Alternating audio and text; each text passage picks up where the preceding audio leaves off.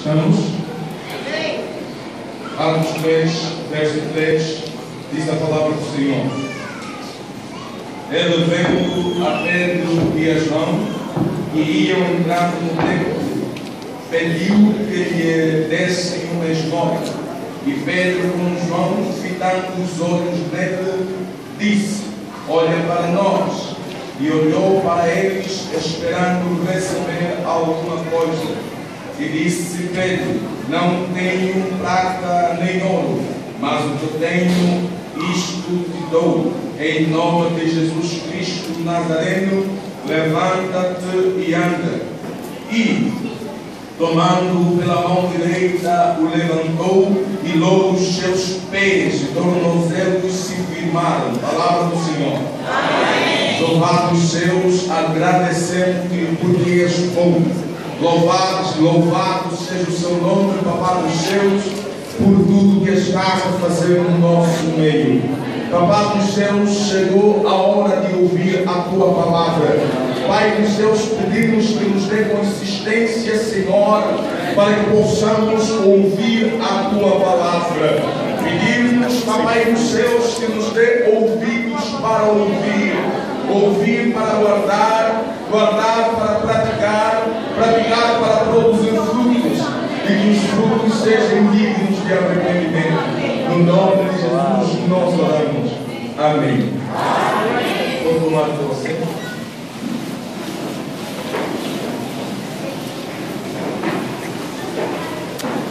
Amém. Eu queria encarecidamente que os irmãos prestassem a máxima atenção. Amém? Na verdade, há uma certa reverência quando nós falamos com alguém muito importante. Amém? Aqui está o paradoxo de alguém que é muito importante e alguém que ao mesmo tempo é íntimo a nós. Quando alguém é íntimo a nós não medimos a intimidade e o contato. Vamos associar a nossa intimidade com Deus e a reverência ao seu nome, ao seu poder, ao seu senhorio. Eu agradecia, em nome de Jesus, pudessem um bom retorno também, porque a minha voz não está muito boa. Amém? Quantos estiveram terça-feira aqui? Amém? Essa mensagem eu já preguei terça-feira e talvez será a continuidade daquilo que nós pregamos terça-feira. Amém? Louvado seja o nome do Senhor. Só para eu sentir que você está presente nesse lugar, você vai dar um glória a Deus. Glória a Deus. Quem não dormiu ontem entrou algo em casa, assim como é. Alguns estão numa barquinha, tem muito pouco, amém? Mas vamos deixar a chuva para lá atrás. 1, 2, 3, glória! Já melhorou bastante, amém? Abrimos a Bíblia no livro de Atos dos Apóstolos. Atos dos Apóstolos, livro escrito por Lucas. Lucas, conhecido como meio de Tomar, um homem que se converte numa das pregações de Paulo. Lucas escreve Atos dos Apóstolos para retratar os acontecimentos que os apóstolos haviam feito naquela época, e também escreve este livro no intuito de enviar ao seu homólogo amigo Teófilo, no intuito de certificar a veracidade do manifestar de Deus na vida dos apóstolos. É bem sabido que depois de Jesus subir aos céus, a fama de Jesus expandiu-se, chegou muito distante, e ao chegar muito distante, algumas pessoas começaram a se encontrar com este mesmo Evangelho de Cristo, e alguns não davam credibilidade neste Evangelho. Depois de Lucas, um conhecedor da ciência, um homem culto, um homem sábio, ter contato com esta mesma palavra, ele escreve a certificar para Teófilo nós ouvimos antes acerca deste Evangelho é uma verdade, porque antigamente ouvimos a falar de um Jesus que cura, e hoje eu tenho contato com discípulos desse Jesus que curava, e eu tenho plena certeza que ele cura, porque aquilo que ele fazia quando nós ouvíamos só, hoje eu não só ouvi, mas também estou a certificar aquilo que havíamos ouvido. Então dá crédito nessa mensagem, porque aquilo que se falou acerca desse Jesus é uma verdade, amém? Então ele escreve esse tratado para certificar a fé e fazer os irmãos acreditarem que era uma verdade o Evangelho de Cristo. Também conhecido como o único livro do Novo Testamento, como livro histórico. Por quê? Porque trata e narra ao caminhar, o começar, o findar, o alicerçar da Igreja de Cristo. Aleluia! E neste mesmo texto, nós começamos a ver, quando Lucas, depois de escrever esse livro, ele começa a escrever acerca de Jesus, quando Jesus ressurgiu da morte, ele chegou até os discípulos e disse aos discípulos: ficai em Jerusalém até que do alto vos seja revestido de poder. Então os discípulos poderiam ou ficaram por intermédio de Jesus em Jerusalém para esperar a promessa que havia dito por intermédio de Joel. Por isso é que quando o Espírito Santo desceu no dia de Pentecoste, quando o povo ficou atônito, quando viu línguas repartidas, quando viram os discípulos a orarem, quando viram os discípulos a falarem da palavra de Deus, a começarem a se encher, a começarem a buscar a presença de Deus, aquela região, naquela altura, era uma região onde tinha festa. A Bíblia fala que estava reunido todo mundo naquele lugar, e viram um alvoroço num determinado lugar, numa sinagoga onde estavam reunidos todos os discípulos, e eles se perguntaram: mas quem são esses homens que, não sendo natos da nossa terra, estão a falar línguas como as nossas? Por que nós lhes entendemos se eles falam outra língua? Então Pedro se levanta e diz que isto é o cumprimento daquilo que foi dito pelo profeta Joel, que há de ser, que nos últimos dias derramarei do meu Espírito sobre toda a carne. Então quando Jesus disse: ficai em Jerusalém até que do alto vos seja revestido de poder, ele estava a falar: ficai em Jerusalém para que se cumpra as promessas do meu Pai sobre as vossas vidas. E quando eles ficaram e assim se cumpriu, a Bíblia fala que Pedro se levantou no meio de 120 apóstolos e começou a pregar. E a Bíblia fala que quando Pedro começou a pregar, quase 3.000 almas se converteram para o Senhor. Aleluia! E aí começa a ver, começa a marcha, começa a dispensação, segundo os eruditos, a dispensação da graça.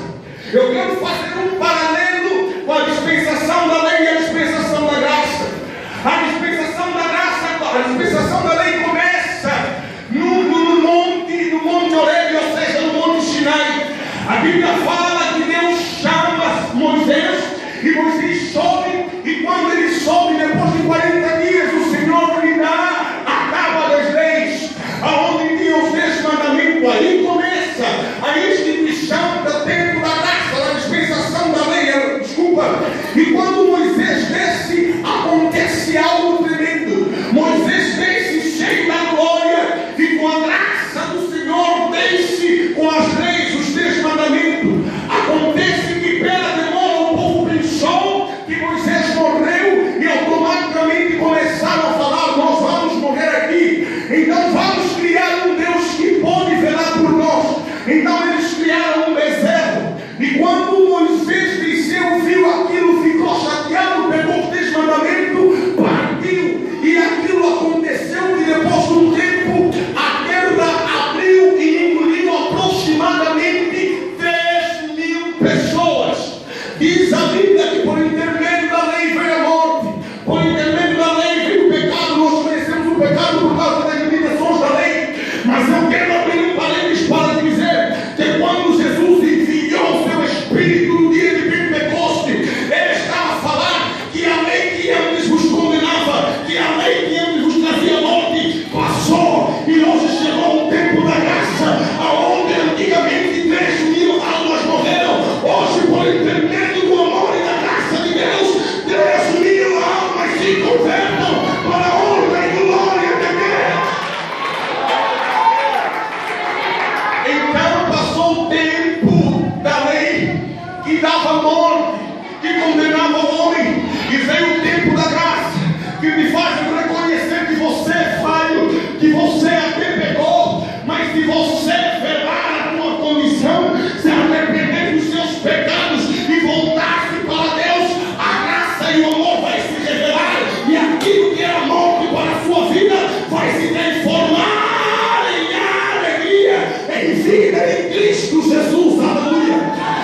eles ficaram ali. E a Bíblia está dizendo que depois daqueles dias eles começaram a viver em oração e no repartir do pão. Não para por ali. Como bom judeu que eram, Pedro e João se levantam na hora nona para irem no templo de Salomão orar.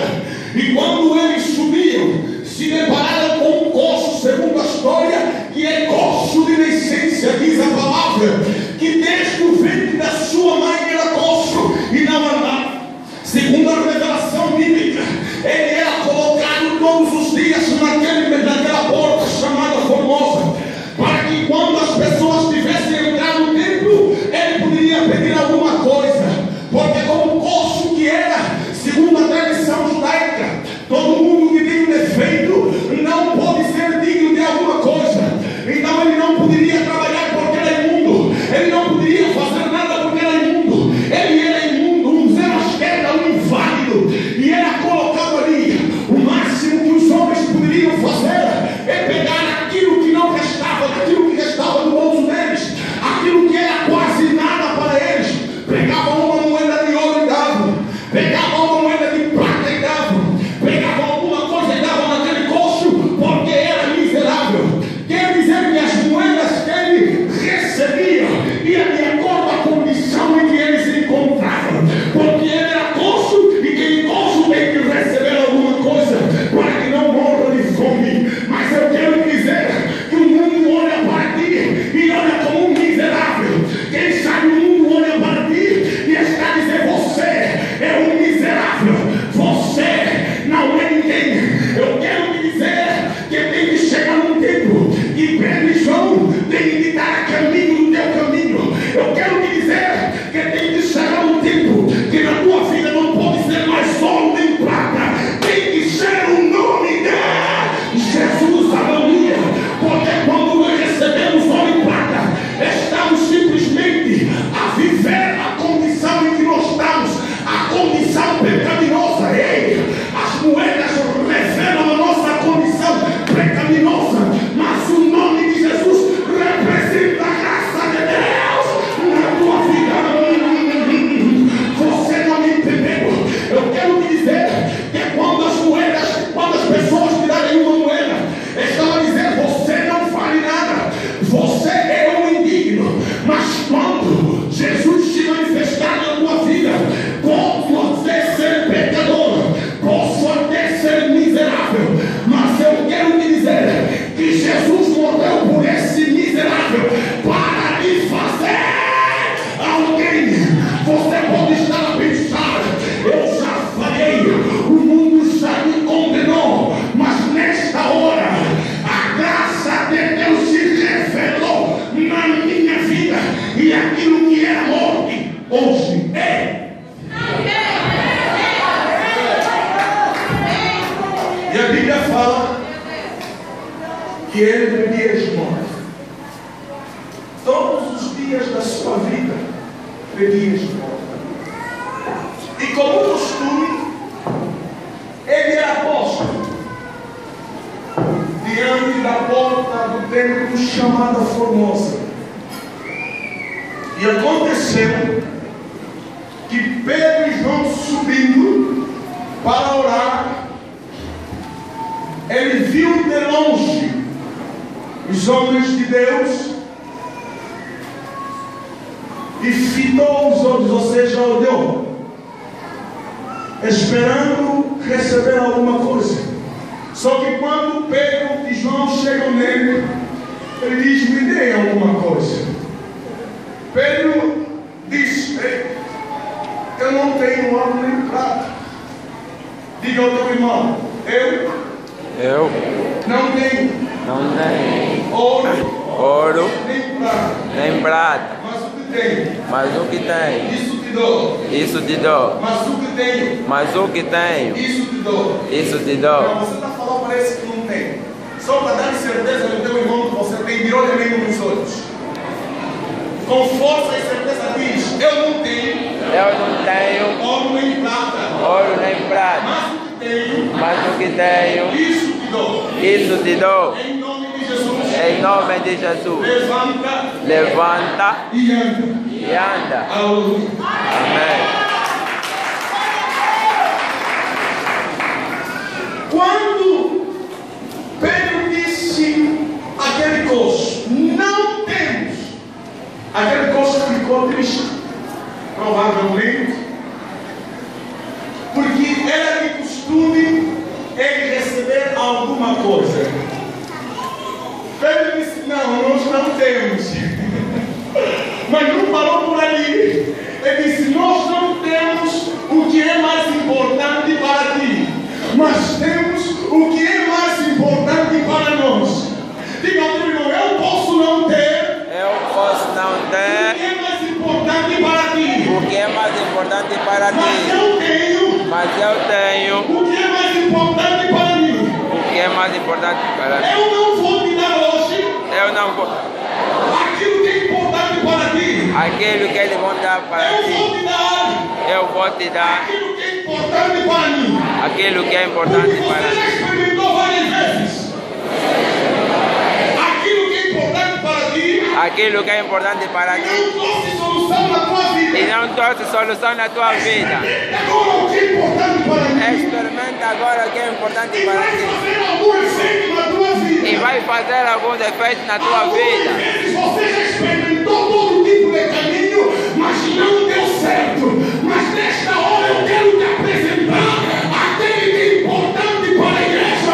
É importante para a igreja é Jesus Cristo. E quando ele faz alguma coisa, as coisas acontecem. O que é importante para ti ainda pode falhar, mas o que é importante para mim jamais falha.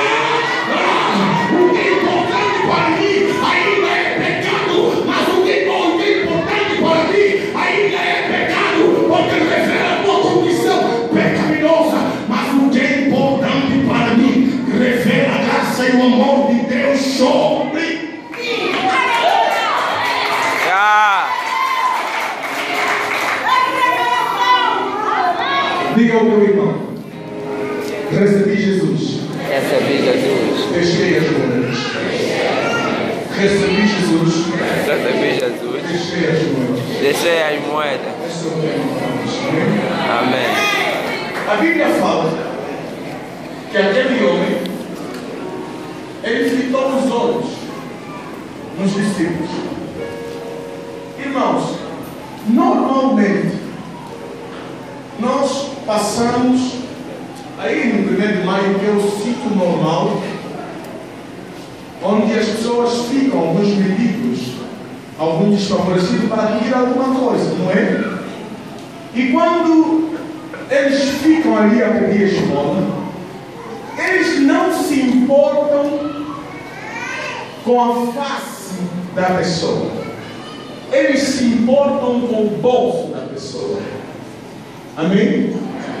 Então, trazendo essa realidade na realidade do coxo, era normal aquele homem não reconhecer as pessoas que ele pedia esmola, porque ele estava mais acostumado a olhar no bolso das pessoas do que olhar na cara das pessoas. Porque é no bolso, é no saco, é na sacola, aonde saía alguma coisa para a mão dele. Mas o que acontece?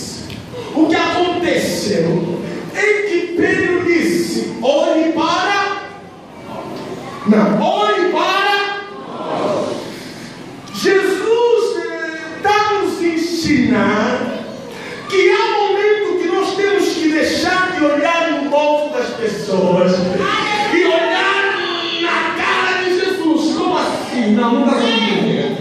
Quando nós olhamos para o bolso das pessoas, estamos simplesmente a revelar a necessidade que nós temos. Mas quando olhamos para a cara de Jesus, Jesus está dizendo: olha para mim, porque eu tenho poder não só de mudar a tua necessidade, mas de mudar também a tua condição. Pedro estava a ensinar aquele homem que se eu te dar o ouro que eu não tenho, só vou ajudar na tua necessidade. Mas eu tenho um Deus que, se você olhar para a cara dele, ele não vai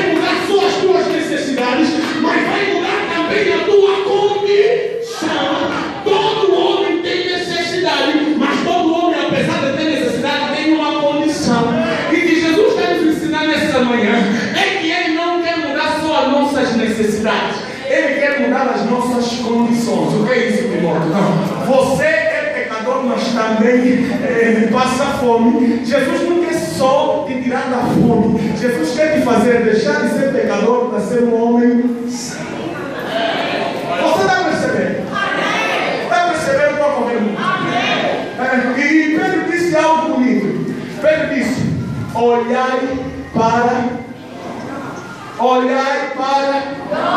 Eu quero sentar aqui. Olhai para nós. Quando Pedro disse, Paulo, olhai para nós.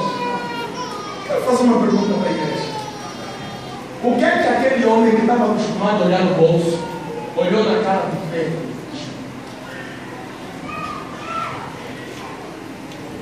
Aleluia! Eu quero vos levar a refletir. E a pergunta hoje surge: o que é que o mundo olha ou vê quando olha para mim? Oh, glória a Deus!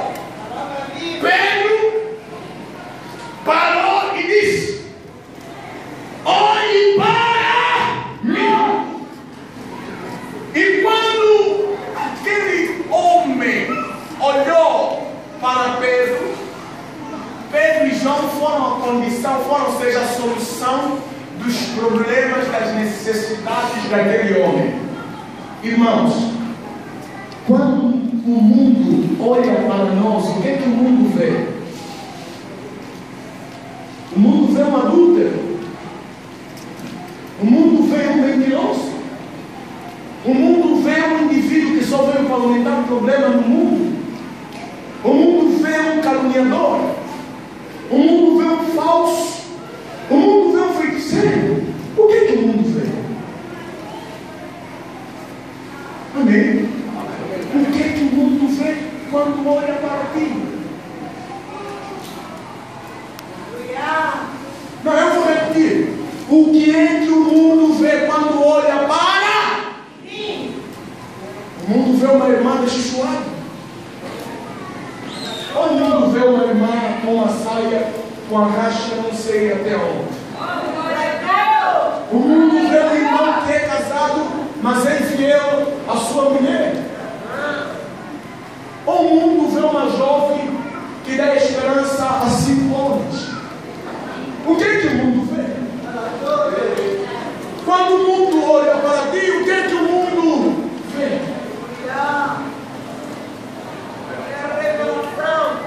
Não, não está seguro, não. Eu só estou a pregar aquilo que foi dado para pregar. O que é que o mundo vê quando olha para ti? Será que a dona do marido vê uma irmã da igreja que quer roubar o marido?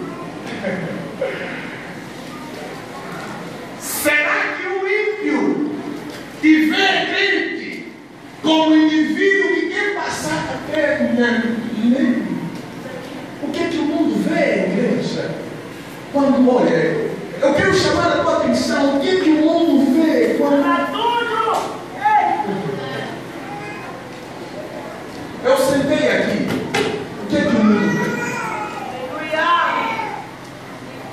Será que o mundo vê um indivíduo que domingo está preparado para vir na igreja e um dia antes esteve no Gabadança, esteve no Miami Beach,